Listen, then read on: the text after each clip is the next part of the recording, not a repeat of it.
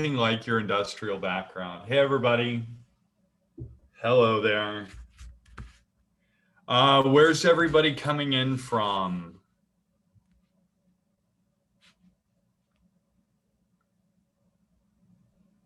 Carol, you're in New York City and you said you're getting snow today? Yes, I'm actually in the Hudson River Valley, so I'm up a an hour and a half from New York City, and we are getting snow. It's on its way. It'll be here in an hour or so. Oh, wow. Oh, wow. Is this your first big snowstorm this year? It is. We've had a really warm fall. It's been beautiful for all of us teaching outside as much as we can. Yeah. Then it's been gorgeous. I know Buffalo has gotten its mild winter thus far, but I just cursed it. Just by saying that, I know I've just cursed it. All right, everybody. So I will get started. I want to do a little bit of housekeeping. My name's Scott Wayman. I'm the founder and CEO at Kangaroo Time. Thanks so much for joining our webinar today with Carol Murray. Carol, you hyphenate your last name. Is it Gardobin? Garboden, Carol Garboden Murray. It's fine. Garbo, Carol. Garbodin Murray. Mhm. You're an early childhood education specialist, and we're here to talk about a great topic, but we'll get started with that in a moment. I wanted to introduce Kangaroo Time. We know that a lot of you who are new to our webinars don't necessarily know what Kangaroo Time is. It's not a children's show in Australia.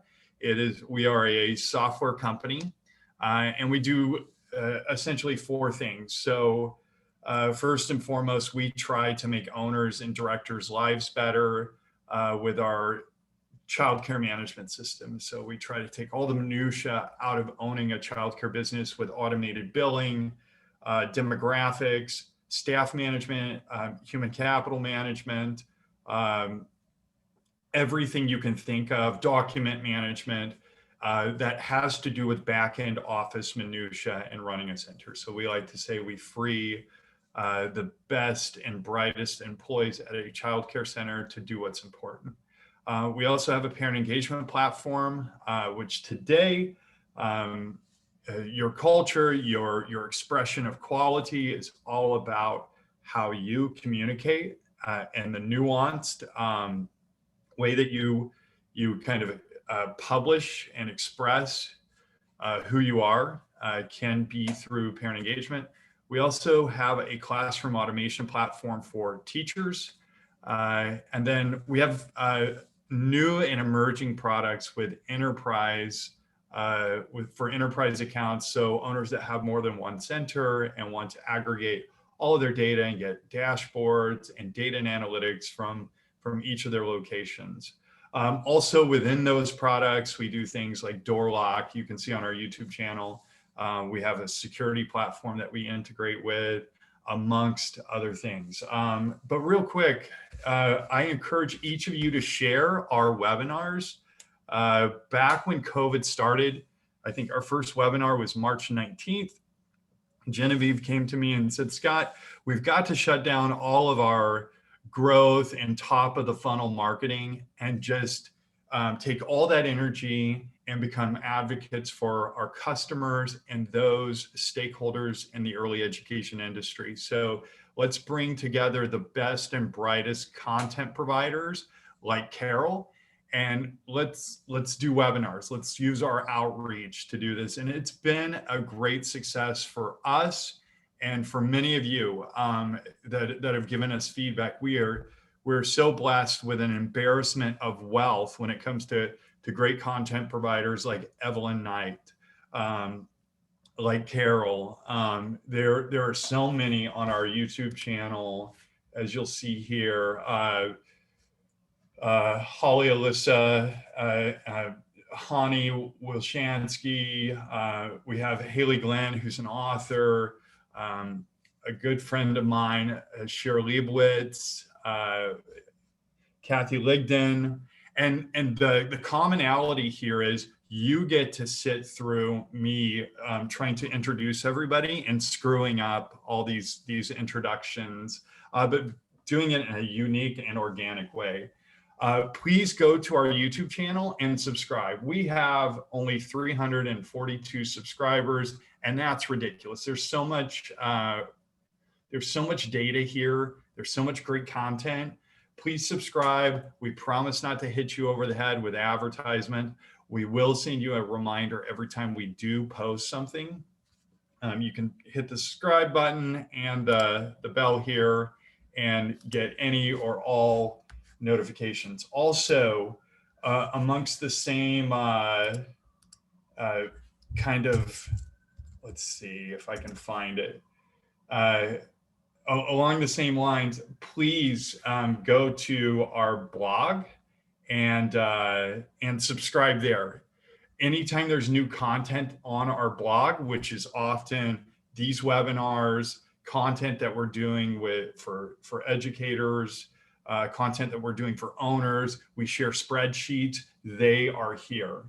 And then finally, a group that we started at or around COVID, the beginning, is called KT Childcare Connect. It's our Facebook group.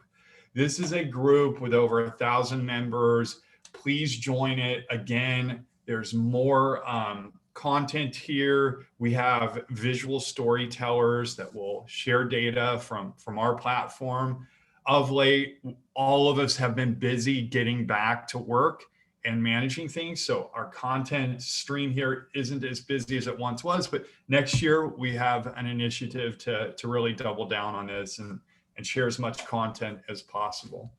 So please share with anybody, all your cohorts in the industry.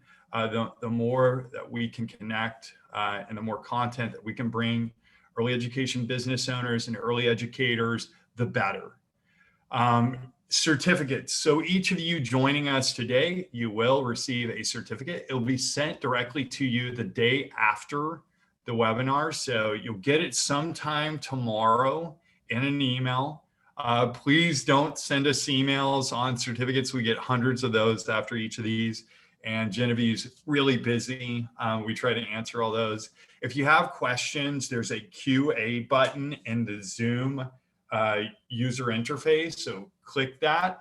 If it's a question that can be answered while Carol is waxing poetic, Genevieve and I will answer those in the background. If not, we'll save those and then Carol will answer those afterwards. I think she's going to do about 30 minutes of content and then we're going to answer some questions and go into Q&A.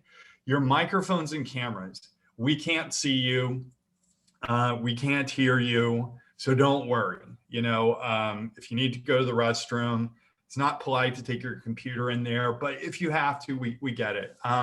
And then a recording, we will send you a recording tomorrow. So let's get started. About Carol. Carol is an author, an educator, an early childhood education specialist. She has worked as a preschool and toddler teacher, kindergarten and first grade inclusion teacher, early interventionist, director of programs, and professional development coach. She is currently the director of a nursery school at Bard College in Annandale-on-Hudson, New York.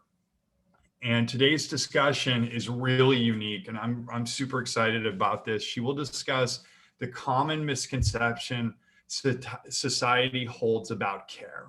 She will examine the way that we have been told to talk about early learning by aligning everything with academic categories such as math and science, and how this places care subordinate to education and makes care invisible.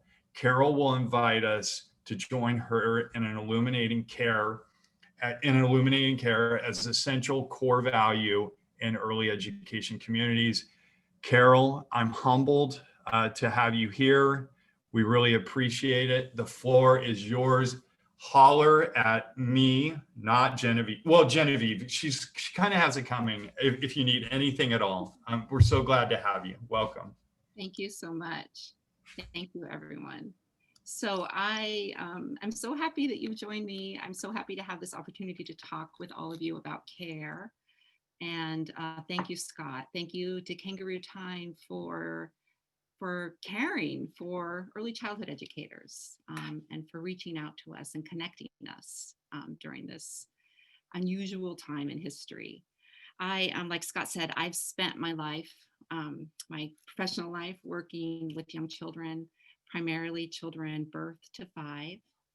And I had a short period of my life when due to circumstances, I moved to Boston and I went to work in a public school, and I was a kindergarten, first grade teacher. And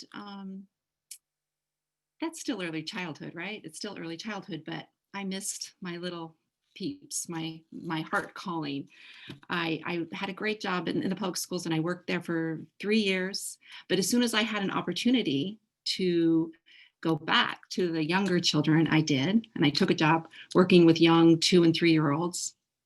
And there was something about that contrast, working with older children and then, 5, 6, 7-year-olds, and then being back with the 2 and 3-year-olds, that taught me a lot and helped me see care more clearly.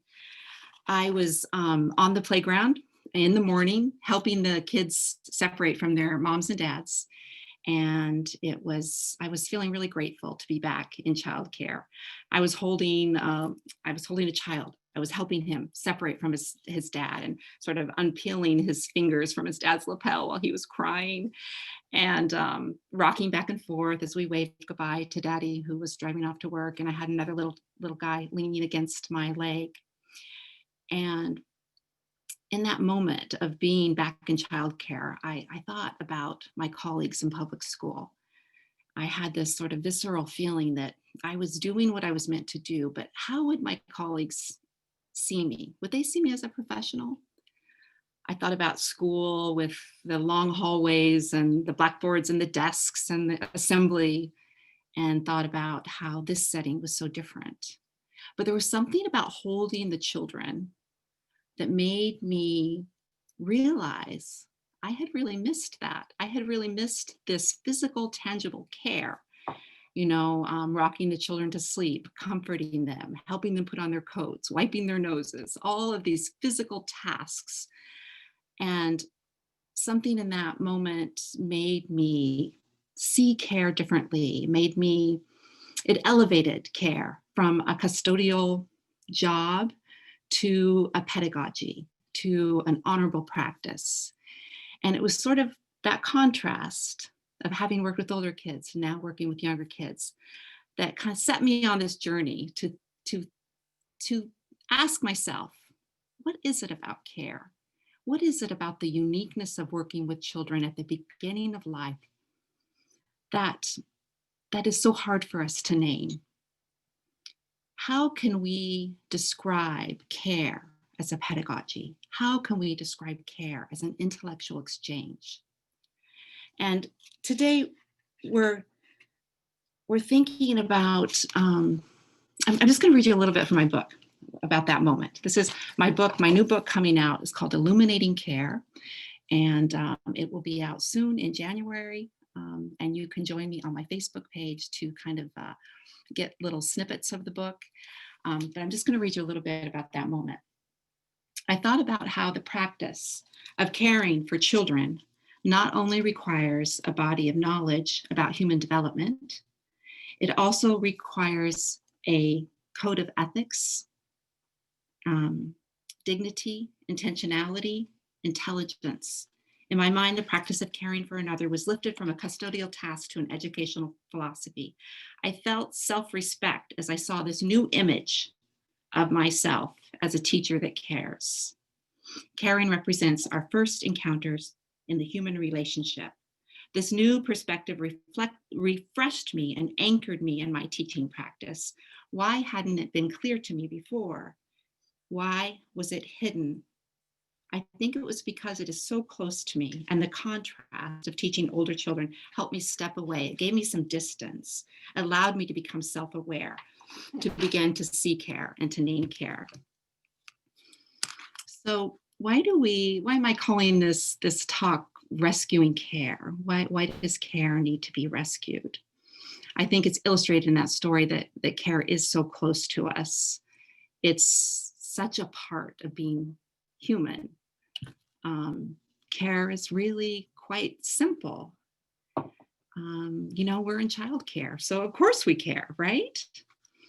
But what I found is that because it is assumed, because it is close, because it is such an elemental part of what we do, it's often not named. And if we don't name something, if it's an assumption, it remains invisible and taken for granted. In childcare centers, if we don't name care as a pedagogy, then we start to treat all those rituals, helping children wash their hands, helping them hang up their coats, helping them in the bathroom. We start to treat those as custodial, as drudgery. We're not given the time to be intentional, to be planful, to think of care as just as important as any other time that we spend with children. So it's close to us. That's why we need to rescue it. That's why we need to look at it, separate ourselves from it, and hold it up. And it's often called invisible work, right? Care is called invisible work. And there's a lot we could say about that in terms of care being in the domain of women's work. Care being, again, assumed and expected, underappreciated, undervalued, not undercompensated, right? So I see that we need to rescue care. We need to name care. I see that as being part of sort of the care movement, an equalizing factor as we seek balanced care partnerships, as we recognize the infrastructure that is required, the partnership that is required to raise children in our communities. Care is ephemeral. It evaporates. It's hard to hold on to. It's like so many things in early childhood. I think of it like the process, right? The process over the product. We can watch children building blocks, we see them designing and ordering and having conversations and using their imaginations and their problem-solving skills. We're watching children play, and then all of a sudden it's cleanup time, and we put all the blocks away and we don't have anything to show for it. Care is that way too. It's like when we spend a day taking care of children, and perhaps our partner comes home and says, "What'd you do today?" And we're like, "Well, what did I do today? What do I have to show for it?"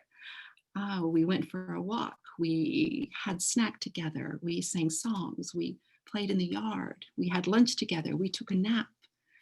There's so much that happened today. All these caring rituals allowed me to build relationships with children, but it evaporates. It's gone. It's ephemeral.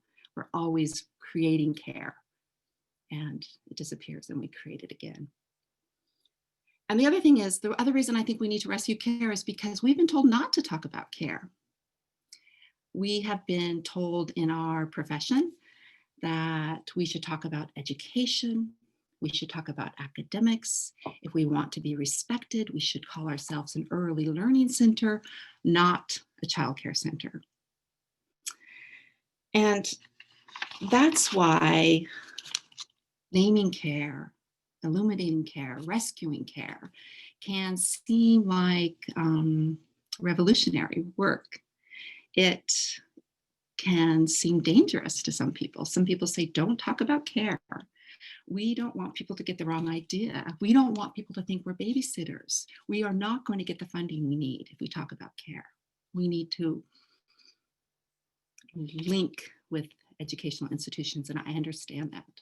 I understand that rationale. And I definitely talked that talk too, and still do, still describe the things we do in educational terms. But the problem is, by defining ourselves by saying what we are not, that we are not babysitters, we've disparaged care. We've added to that false dichotomy that care is one thing and education is another thing. We've added to that hierarchical thinking that education is above care. So I am proposing that as we rescue care, we embrace everyone who cares for children, the babysitters, the grandparents, the teenagers, the moms, the dads, that we hold care up as an honorable work. We say we're the care experts. We're the ones that are working with children at the beginning of life. We are examining care, the nucleus of care, the original care, the care between the parent and the child. And rather than disparaging it or separating ourselves from the care community, I propose that we embrace it, that we recognize that how care connects us to everyone. The other thing is I want to speak authentically about what I see happening before me. And when I borrow the language of academia, I don't feel like it quite fits what I see happening, this wonderful thing that happens between the caregiver and the child, this intellectual exchange.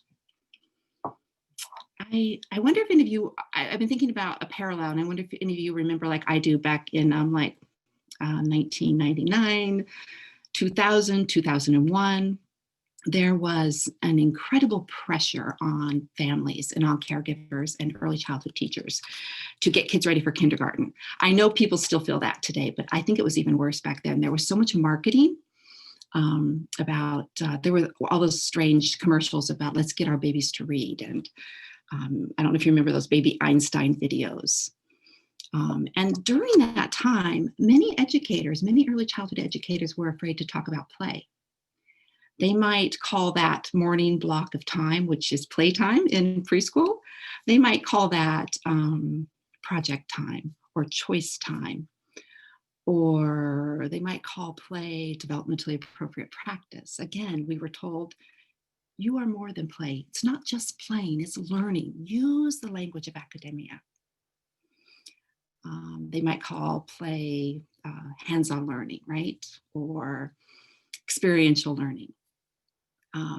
So we learned during that phase to talk really intelligently about play, but there was a group of people who said, we're not going to not talk about play. We are going to call it play. Play, play, play, play, play. Play is what we value.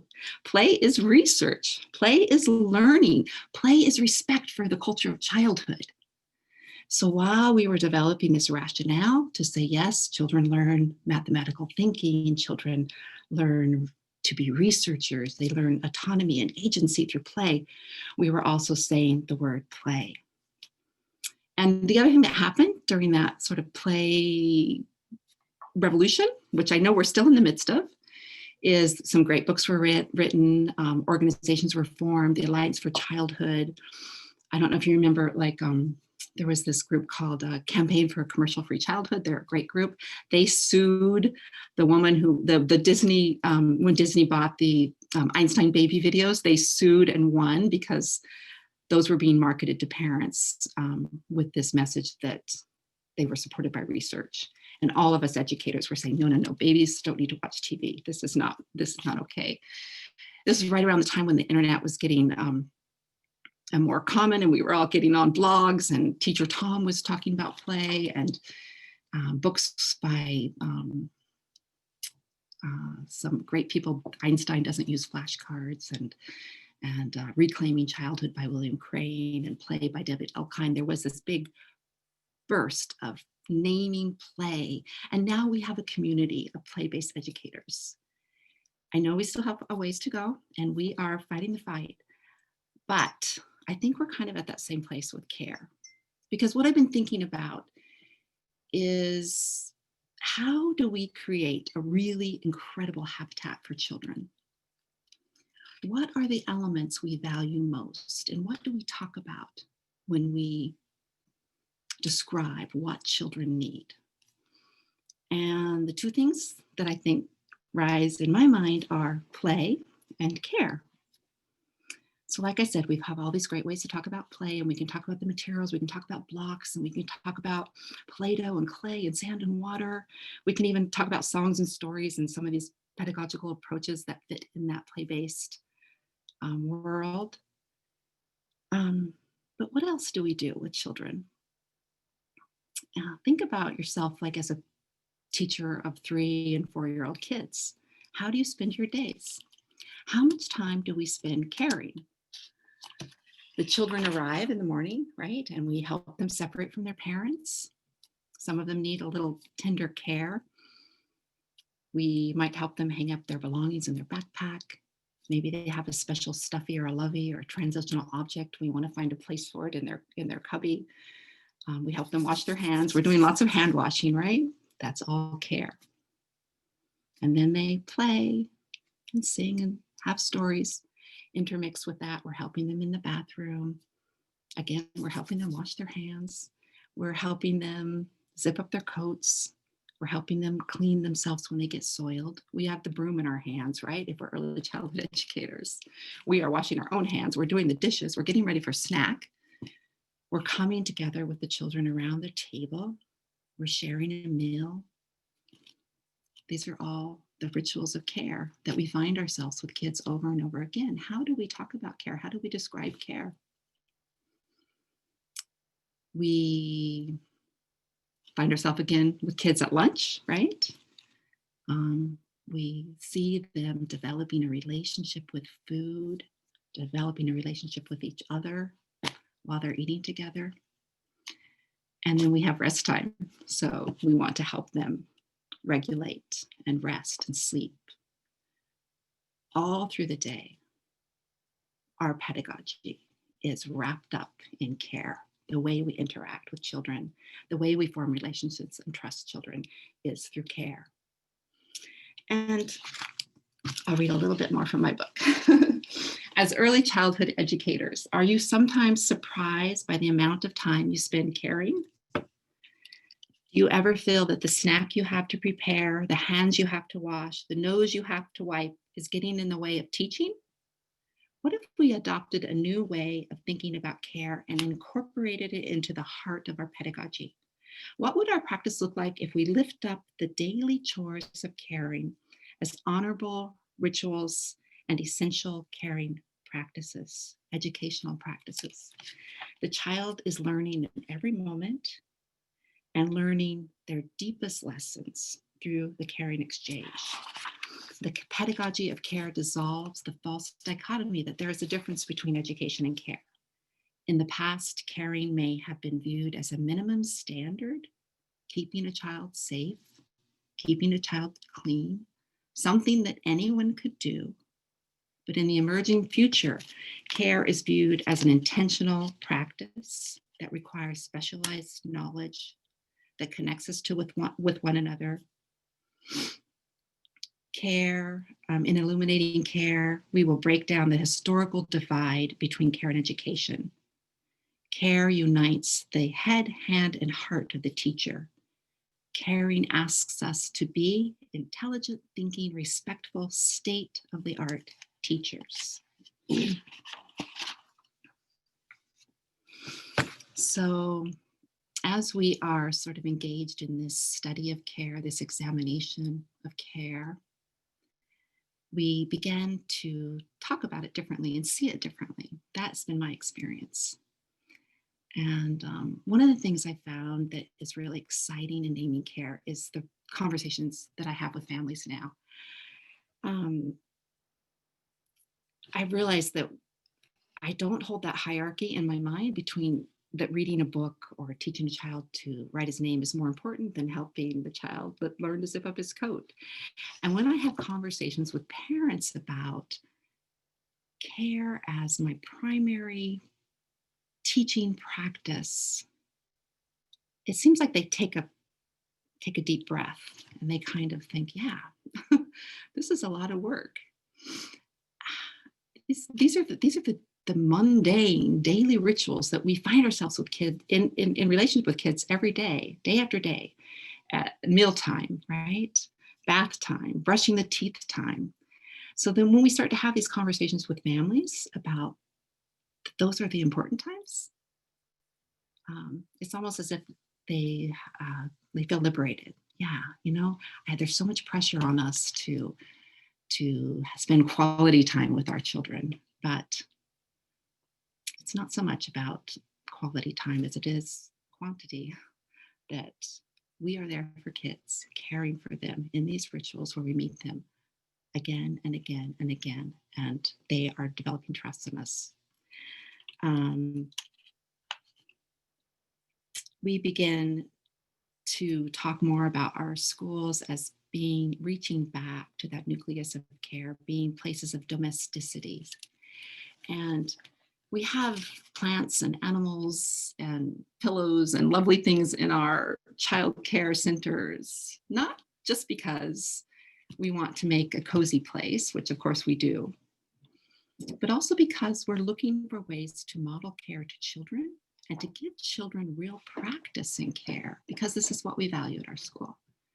So we want kids to have an opportunity to take care of something smaller than themselves, to plant a seed in the garden, to water a plant, to feed the fish or the tortoise. Again, we think about how those caring rituals offer everything we need. We want children to have an opportunity to compost food, These, how do we slow down the practices around meals and think about all the learning opportunities that life holds? We talk about to parents and each other about these 3 big developmental challenges that children are going through between the ages of 0 and 5. This growth from babyhood, they're moving away from babyhood in the area of moving from breast or bottle to cup, to spoon, to fork, developing a relationship with food. This is a huge challenge and opportunity for children. And having a solid relationship with food, getting that right at the beginning of life is a relationship that will last in their whole life. The other avenues are rest, right? They need to learn to regulate and sleep. So we're talking with parents about sort of their child's sleep patterns and what our values are around rest and regulation and quiet time. And the other big developmental challenge, as we all know, is learning to control your bowels and all the rituals around toileting.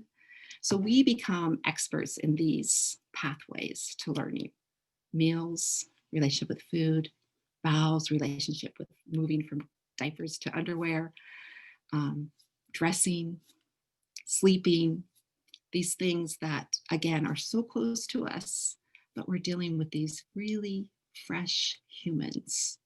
And we are recognizing that these are the ways that they develop a sense of themselves in the world, develop their autonomy and agency and dignity and worthiness as a human. So we illuminate care, we lift it up.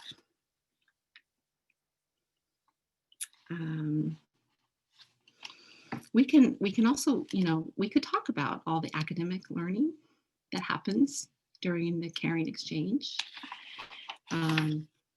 We could, take something like mealtime and talk about, children are setting the table, they're learning spatial skills and sequencing, they're learning one-to-one correspondence, they're getting this sort of perspective on their peers, having conversations, social development, language development, vocabulary.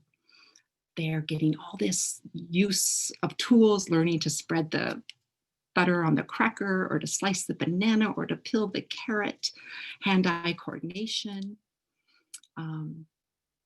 We can break down any of the caring rituals and talk about them in academic terms if we need to.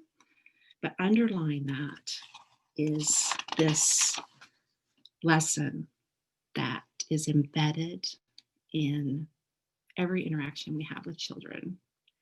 And that's the lesson of empathy, right? And perspective taking and partnership. It's really the lesson of being a human, the lesson of human growth. And these are not soft skills. These are things that we really need in our society right now, things that we take seriously. It's hard just to talk to a camera like this, but I just really wanted to take 20, 30 minutes to share my book with you, to invite you into this journey with care, to invite you into this idea of joining the care movement, the care revolution with me, to thinking about how thinking about care can change our practice, because it really can take us on a very deep journey. Thinking about our own childhood, how we were cared for, and how we develop our attitudes towards care, how we learn what excellent care is, how we rely on research, how we rely on science, and how we rely on the art of teaching. In my book, I define care in 3 ways. I say, first of all, care is an action. Care is an act. Because I really do think it's important to name the body. So much of our work involves our body and the body of children. We need to respect the bodies. The way we touch another diminishes or lifts up their self-worth. So care is an action. Secondly, care is an attitude. What do we care about? What do children care about? And then again, with that attitude, I think about those invisible arts of care. How do we move? What is our pace? How do we use our hands? How about our tone of voice, our gaze? What is the attitude in which we care? That we are present for children, that we are listening for children, that they know for sure that we care for them. What is our attitude towards care? Do we see it as drudgery? How do we feel about ourselves when we're wiping up the soiled mess? Do we see it as drudgery? Or do we realize that this is all in the making of humans, this care work? And the third way I describe care is care as an ethic. And this has been really exciting for me to learn more about the ethics of care, because there are many people who have been studying this human exchange, care ethics, feminine ethics. There's a big body of knowledge that says care ethics is a way that we live our lives. And I've been talking about that care ethics, the idea of care ethics, how care connects us to the whole arc of life, or the whole circle of life, for many years with my mom. My mom happens to be here, so I have a little treat for you. I'm asking my mom to come over here. My mom and I have been having this conversation for many years, right? For about 20 years or so.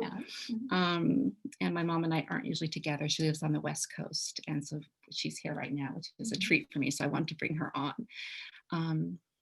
We have been talking about the ethics of care because my mom is an elder care advocate. So she works with in assisted living facilities and nursing homes, people with dementia.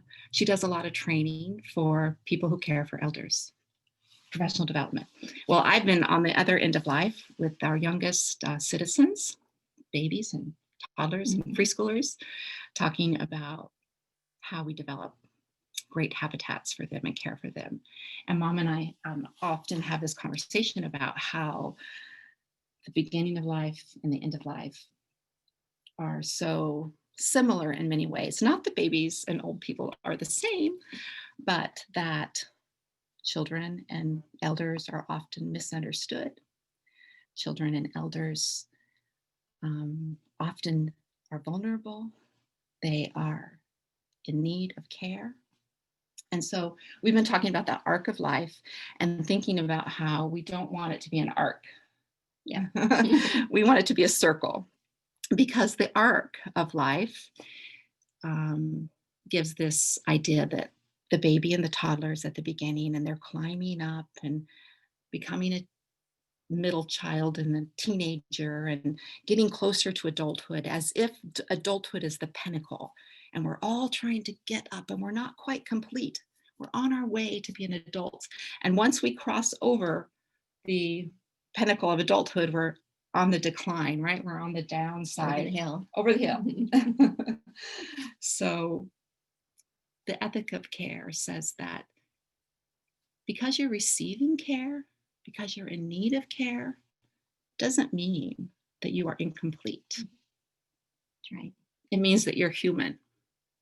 Caring is what makes us human. And so when we think about more of the circle of life, that the child, the baby is complete, the elder is complete. Anyone along the arc of life that is in a care relationship is complete. Care is what makes us human. We're not on our way. Every stage of life holds its own challenges and its own growth, its own evolution, and its own intelligence. So that kind of sums up what we've been talking about with the ethics of care and envisioning a world where we all value care and name care. And just like that play movement that all of us early childhood educators have been a part of, we're imagining a day when the culture of childhood is respected, when play is respected, when care is understood and respected for the sake of care, for the sake of play, for the sake of humanity, for the sake of childhood. That's what we talk about.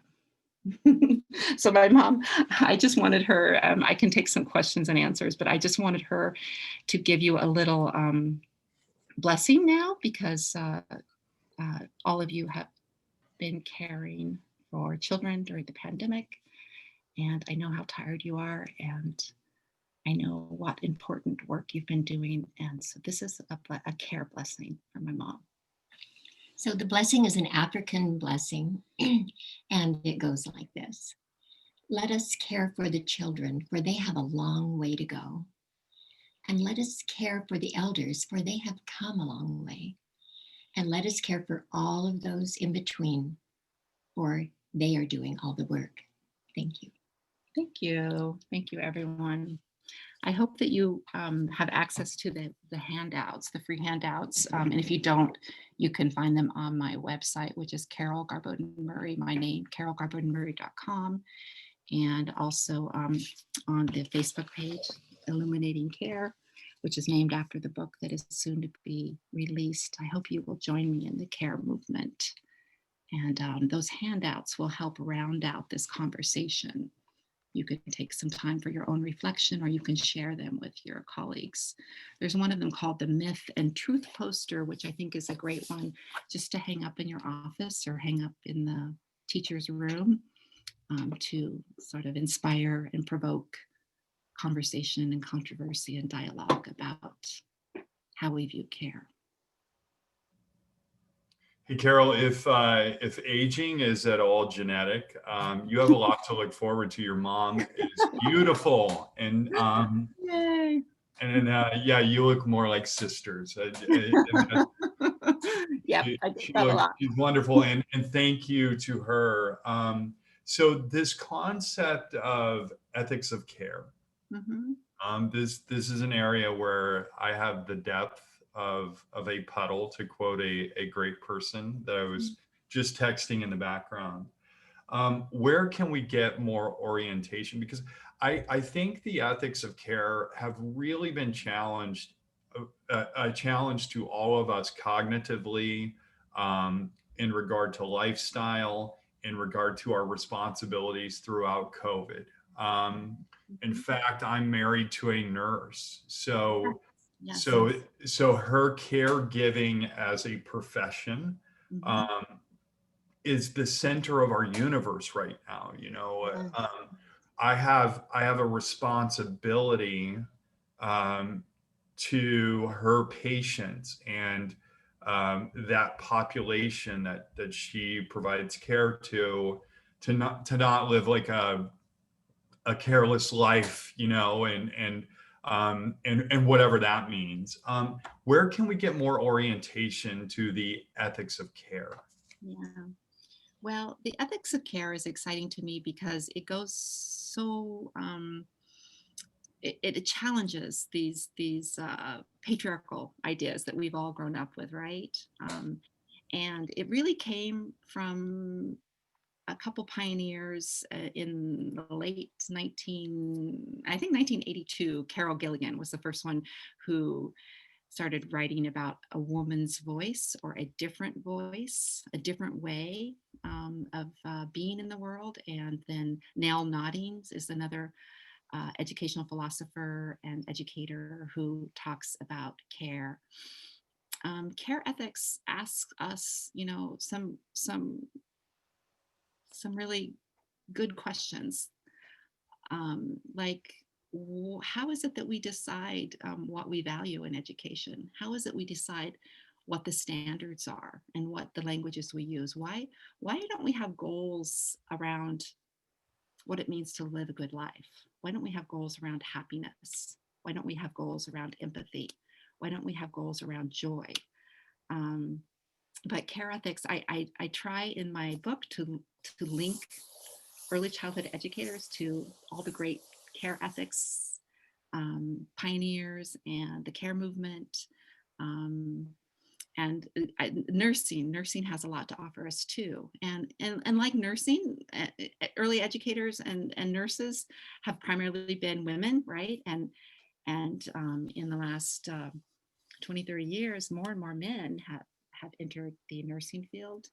Um, it's been much more slower going for early childhood educators. We still are primarily women. There's, I think 0.3% men in the field right now.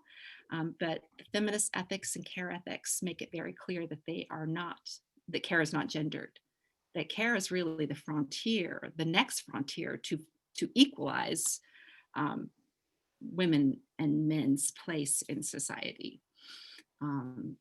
And what I see in my field is more and more dads really taking that care partnership, even more than they did 20 years ago, where the dad might bring the child to childcare. Dads are partners. Dads are cooking meals. Dads are giving baths. Dads are braiding hair. You know, so men and women are raising children together. There is more of a care partnership emerging, and we have a long ways to go in early education to make care attractive. Um, and I mean, that's kind of a complicated project to look back over the history of how care has been treated in our society and how care is linked to the labor movement, and some union decisions that that were very racist, actually. Where care workers, domestic workers, nannies, child care providers, along with agricultural workers, were denied basic working rights, and care workers have been treated so poorly that they can't even care for their own families. So there's this complicated link of care and the labor movement, and this interweaving of the policy talks about care as a public good or care as a private matter. Um, Once you link care to the care movement, um, it's very eye-opening. It's very eye-opening. Very, and I think, and Carol, as a founder and a CEO of a software company that serves entrepreneurs that are about 95% women, Mhm. that where we're seeking gender parity at the very least. Like, we're here to empower entrepreneurs, and what that means, the morality of care, and the society, the perception of who delivers that care. We all have lots of work to do Yeah. in creating gender parity. And I do think gender norms in the US, they just kind of drive some inequality Mhm. with who's expected to provide that care and what empathy and what your moral center means when delivering that care. And I Yeah. think as a man, this is something that I need to be very aware of as an entrepreneur, as somebody that serves people. You know, the people that we hire, the people that do our great work. We have an expectation to understand what their care um, continuums look like in, outside of the work. During COVID, that's been a big challenge. I don't know how many conference calls, Zoom calls we've all done with beautiful babies on laps, and Mhm. the way the workforce has changed. Yeah, yeah, yeah. I mean, really, when you look at the history of care, care has been so abused, and the people who care have been so abused, Absolutely. and a lot of the laws, the labor laws, and a lot of the decisions that have been made about how to provide care, how to provide childcare, have ha, have left out anyone who is taking care of the things that are most important to us, our babies, our homes, our food. So again, that private public um, discussion about how do we make care a public good, and there are some really great ways about how to do that that I know a lot of people are afraid of. It's not socializing care. It's not making universal care factories. um, but we really need to think about how we bring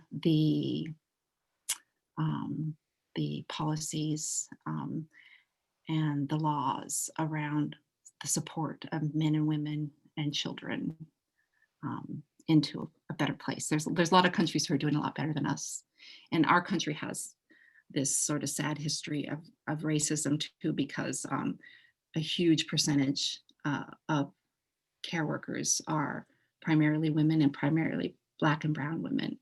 So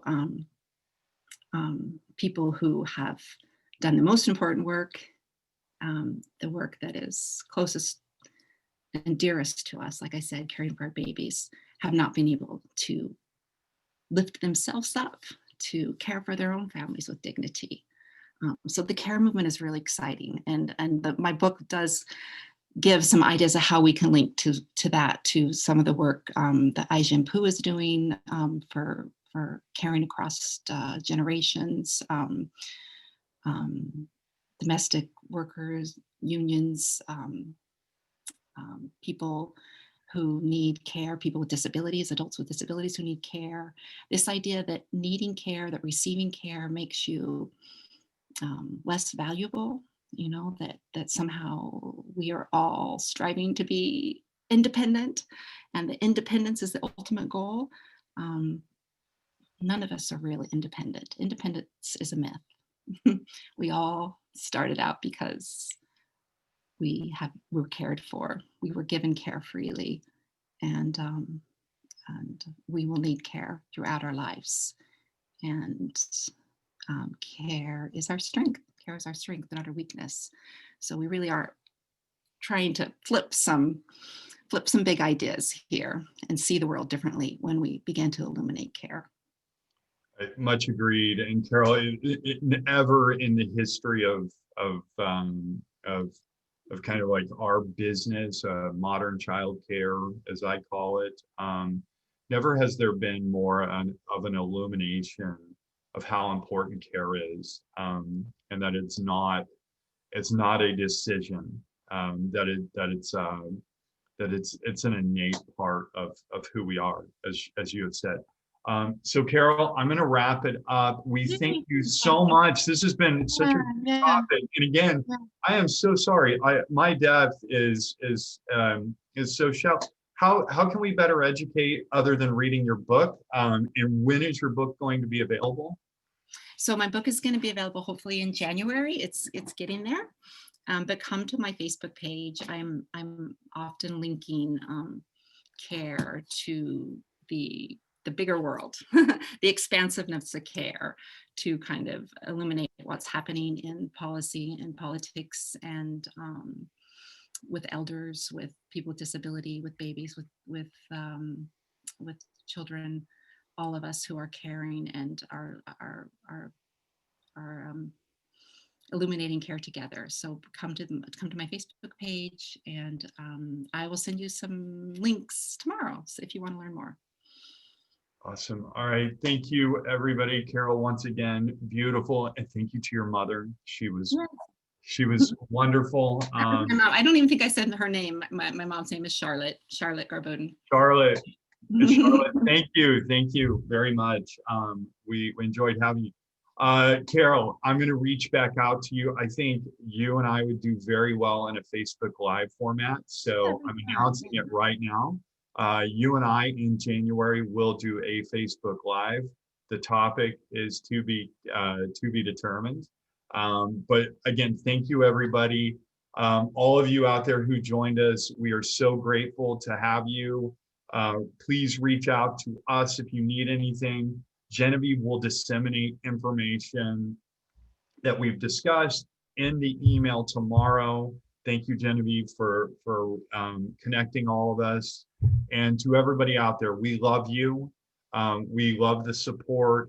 We love the community. Let's care for each other.